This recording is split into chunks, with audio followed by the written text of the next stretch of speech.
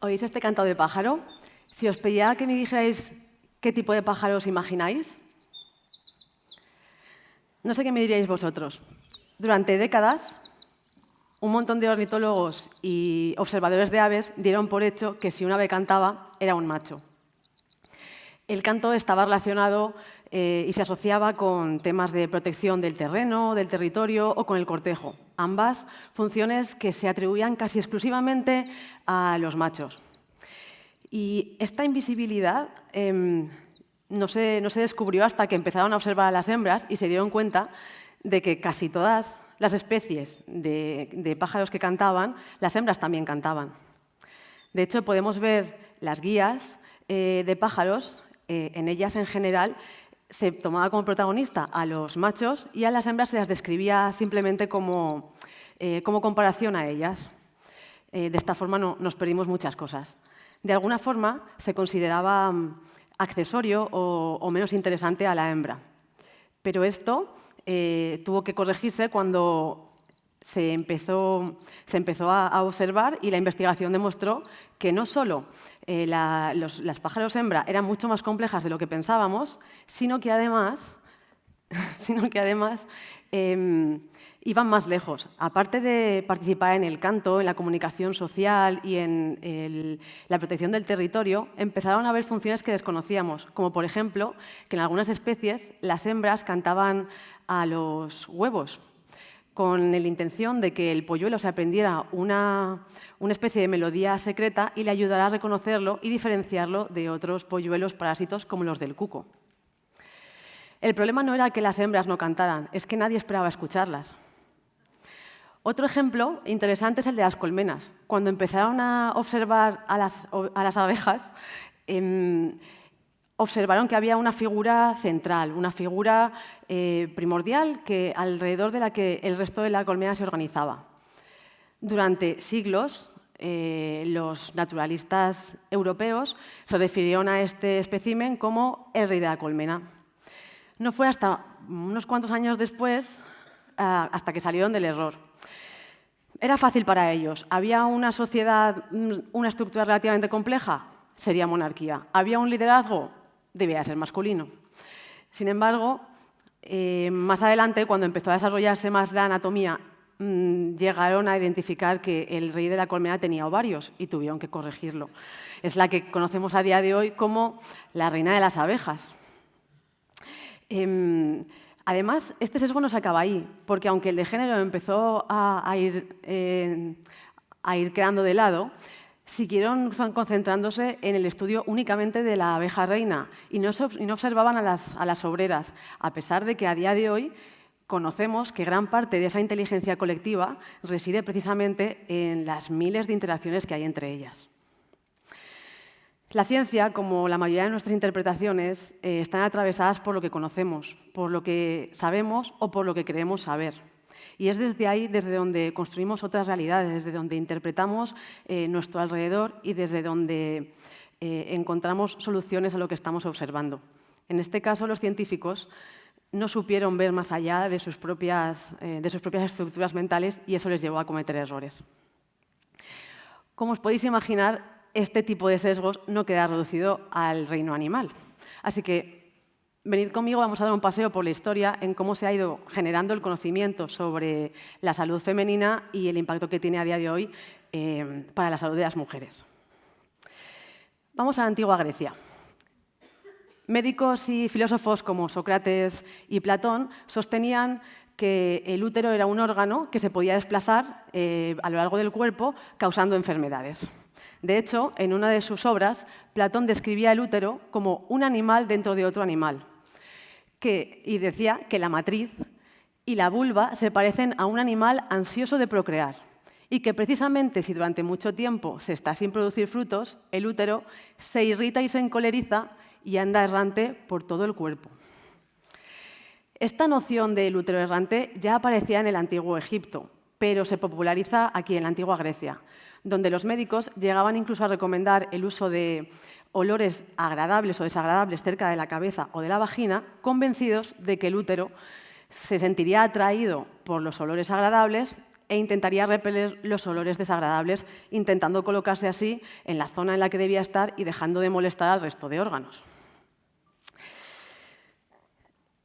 Este tipo de teorías, si bien fue corregida con el tiempo, ha seguido permeando cómo entendemos la historia y cómo se ha ido construyendo la salud femenina. Pero sigamos adelante.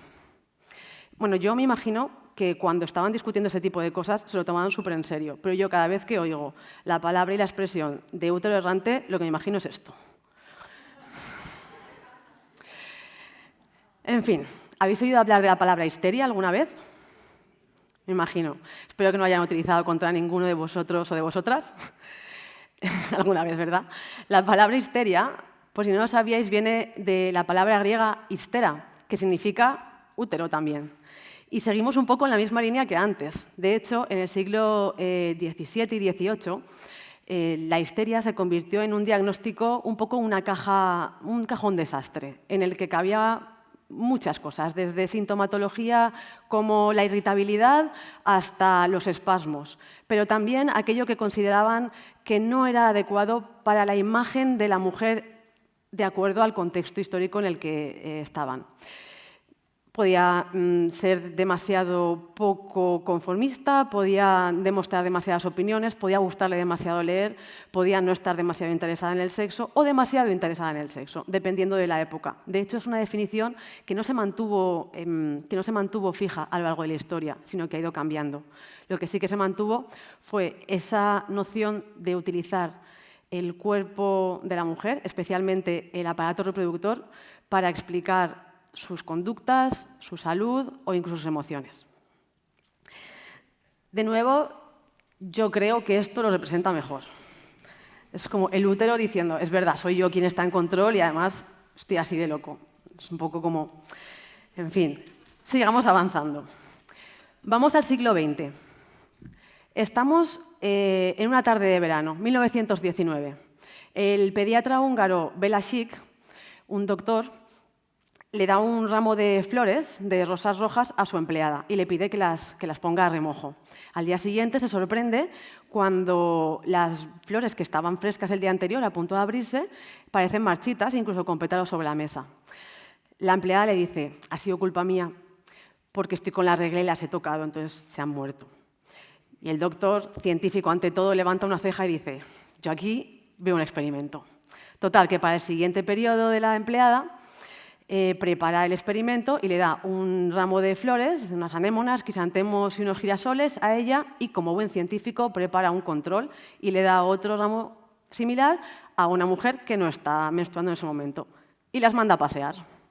Cuando regresa, observa que las flores de su empleada se mueren a las pocas horas, mientras que las otras están frescas durante unos cuantos días. Y empieza a sacar conclusiones. Este tipo de experimentos se extienden a lo largo de unos cuantos meses y se añaden variables, como el tiempo de exposición, el uso de guantes, incluso empieza a explorar sustancias como el sudor de la axila o un poco de sangre. Los resultados son a menudo contradictorios y definitivamente no concluyentes. Aún así, el doctor concluye que las mujeres, cuando menstruamos, segregamos una sustancia, una suerte de mataplantas, y en 1920 las publica en una revista científica y la llama menotoxina. Esta es una foto de uno de los estudios que replicó este tipo de teoría. Llegó a teorizarse incluso que esa sustancia, además de matar plantas, podía empezar a ser tóxica incluso para la misma mujer y afectar, ya sabéis, nuestro sistema nervioso. Yo creo que hubiera sido mucho más ilustrativo e igualmente riguroso haber utilizado esta. En fin, después de todas estas historias, a lo mejor empezamos a dudar de la ciencia, pero no es mi intención. La propia naturaleza de la ciencia es estar en continuo cuestionamiento. Cuando encontramos datos que refutan lo anterior, denostamos esa teoría y volvemos a una nueva. Pero es justamente ahí, en ese cuestionamiento continuo, donde radica la fortaleza. Y depende de cómo hagamos esas preguntas, eso va a condicionar los resultados. La ciencia está atravesada por el contexto social porque decidimos qué vamos a estudiar, cuántos recursos le vamos a destinar, influye en cómo la interpretamos e influye en las preguntas que hacemos. Actualmente no tenemos ninguna historia tan distópica como esta, aunque supongo que en la antigua Grecia hubieran dicho lo mismo. Pero creo que sí que podemos detectar algunas de sus consecuencias. A día de hoy, las mujeres tienen un 50% más de probabilidades que los hombres para recibir un diagnóstico incorrecto durante un infarto. El 70% de los afectados por dolor crónico son mujeres, mientras que el 80% de los estudios se realizan en varones.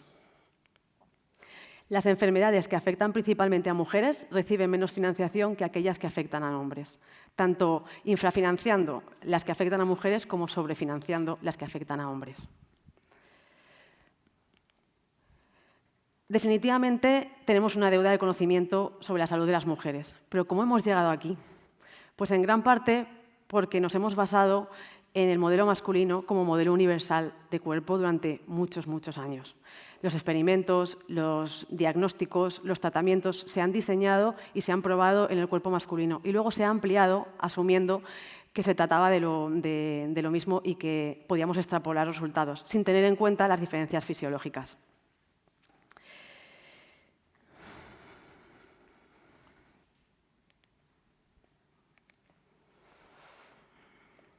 Después de todo esto, supongo que no sorprenderá que os diga que hay áreas como la salud menstrual que está infrafinanciada. A día de hoy, en este preciso momento, se estiman que unos 300 millones de personas están menstruando en todo el mundo. Sin embargo, es muy poco lo que sabemos al respecto y los estudios que se están haciendo, a pesar del impacto que tienen tanto en la calidad de vida como en la salud de todas estas personas. La sangre menstrual ha sido tradicionalmente desechada como algo tóxico, como algo inservible o incluso como algo peligroso. Sin embargo, ya tenemos resultados que muestran el potencial que tiene como diagnóstico. Es más, la sangre menstrual contiene células madre que están dando resultados muy prometedores en áreas como, por ejemplo, la medicina regenerativa. Mi tesis doctoral la dediqué a la salud menstrual, concretamente en España, y me gustaría compartir algunos de los resultados. 1 de cada 5 mujeres que experimenta molestias todos los meses o casi todos los meses afirmaba nunca haber sido revisada por un ginecólogo. Cuando empezamos a revisar los testimonios y empezamos a ver cuáles eran las razones, nos comentaban que en algunos casos, cuando iban al médico y comentaban que tenían dolores incapacitantes, que el sangrado era demasiado abundante o que se sentían mal continuamente, les decían que era normal, les decían que se tomaran un ibuprofeno o incluso a veces les recomendaban que se quedaran embarazadas para regular su ciclo menstrual. En otros muchos casos se les recetaba de forma un poco estandarizada la píldora anticonceptiva, sin quizá mirar más allá si había una condición subyacente o si era el tratamiento más adecuado para esa persona en concreto. Otro de los factores que influía era la vergüenza de las pacientes para ir a preguntar, pero también de los médicos para tratarlo como algo normal y preguntar en una consulta. Y es que el tabú sigue muy presente alrededor de la menstruación. Y a esto no ayuda, por ejemplo, la representación que tenemos en los medios. Seguramente os suenan esos anuncios llenos de nubes de blancos impolutos, de líquidos azules y de mujeres haciendo el pino sobre un caballo blanco galopando en un arco iris. Y no ayudan porque no son realistas y porque contribuyen a esa idea de que la menstruación necesita ser saneada, higienizada para estar lista para el consumo público, para no ofender a nadie. Y esos son mensajes que todos y todas acabamos interiorizando. Y es un problema porque lo que no hablamos no se legisla, no se investiga y no se tiene en cuenta en diagnósticos. Diagnósticos que a veces llegan muy tarde, como el de la endometriosis. La endometriosis tiene una media de espera de 9 a 11 años. Imaginaos lo que eso implica para las personas que lo padecen. Otra de las cosas, pero bueno, esto puede cambiar, no nos pongamos trágicos. Una de las cosas que encontramos que también funcionaba es que las personas que tenían más normalizada la menstruación eran aquellas que podían hablarlo en entornos mixtos, es decir, independientemente del género de la persona que hubiera delante. Y, de hecho, cuando se podía comentar este tipo de temas delante de hombres concretamente, se veía que era un paso muy grande para romper el tabú. ¿Os estoy diciendo que el siguiente brindis de vuestra comida de Navidad tenga que ser sobre la menstruación? No, aunque personalmente yo estaría muy a favor.